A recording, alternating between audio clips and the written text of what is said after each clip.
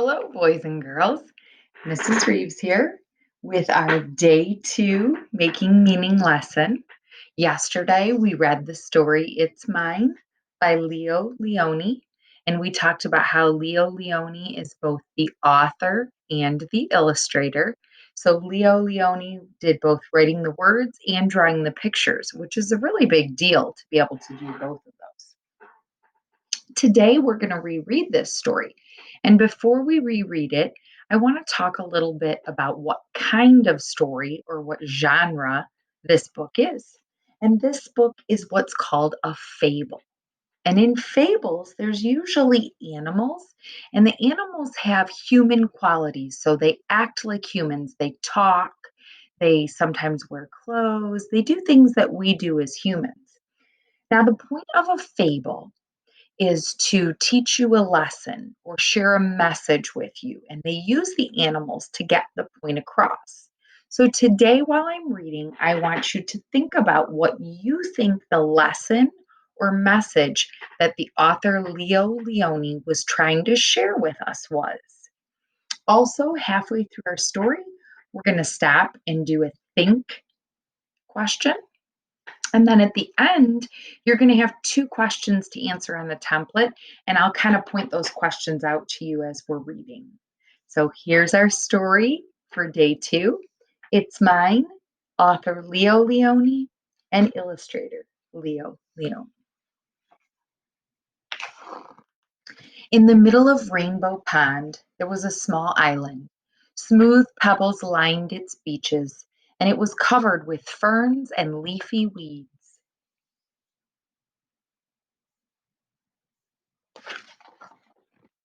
On the island lived 3 quarrelsome frogs named Milton, Rupert, and Lydia. They quarreled and quibbled from dawn to dusk.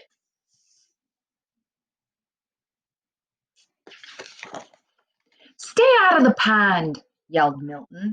The water is mine.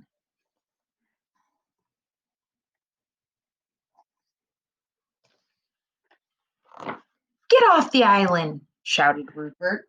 The earth is mine.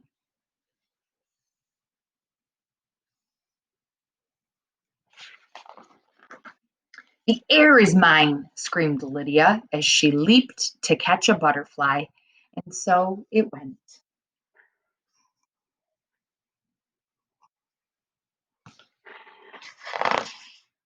One day, a large toad appeared before them.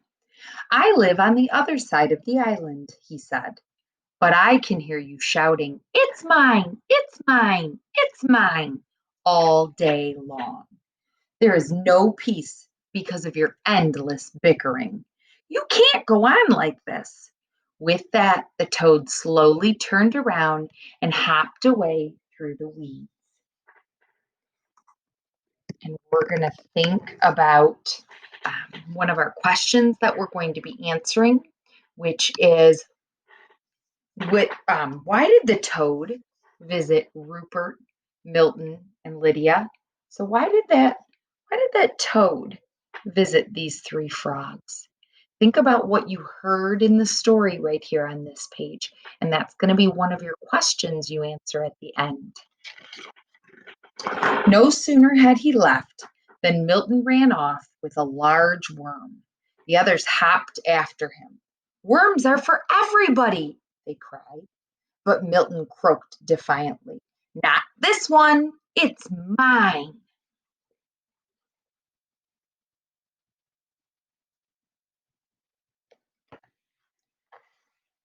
Suddenly the sky darkened and a rumble of distant thunder circled the island. Rain filled the air and the water turned to mud. The island grew smaller and smaller as it was swallowed up by the rising flood. The frogs were scared.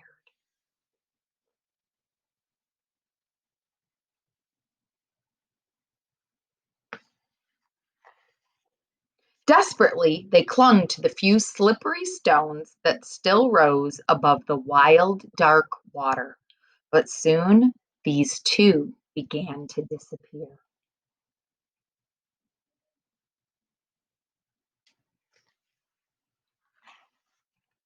There was only one rock left, and there the frogs huddled, trembling from cold and fright. But they felt better now that they were together, sharing the same fears and hopes. Little by little, the flood subsided. The rain fell gently and then stopped altogether. And right now, we're in the middle of the story. And I want you to think about what happens to the frogs in the middle part of the story. So we're going to take a pause, and if you need to, pause the video and either discuss with someone or just talk to yourself or think to yourself, what happened to the frogs in the middle of this story?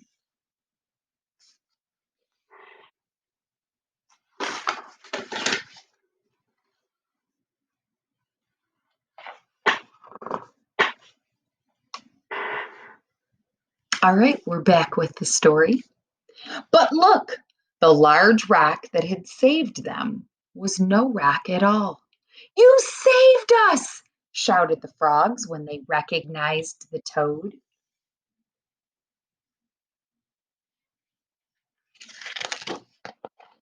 The next morning, the water had cleared. Sun rays chased silver minnows on the sandy bottom of the pond. Joyfully, the frogs jumped in, and side by side, they swam all around the island.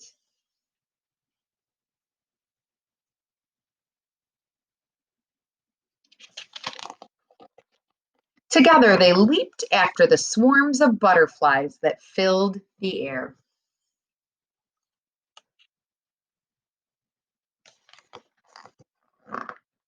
And later, when they rested in the weeds, they felt happy in a way they had never been before. Isn't it peaceful? Said Milton. And isn't it beautiful? Said Rupert. And do you know what else? Said Lydia. No, what? The others asked. It's ours, she said. Now, as we said, this story, It's Mine, is a fable. And so Leo Leone was trying to teach us a lesson or share a message with us so that we could make better choices in our lives. Now, the second question you're going to answer on your template is going to be, what do you think Leo Leone is trying to tell us in this story? What do you think his message was? And what part of the story helped you come up with your answer? I look forward to hearing from you, and I enjoyed reading our story, It's Mine.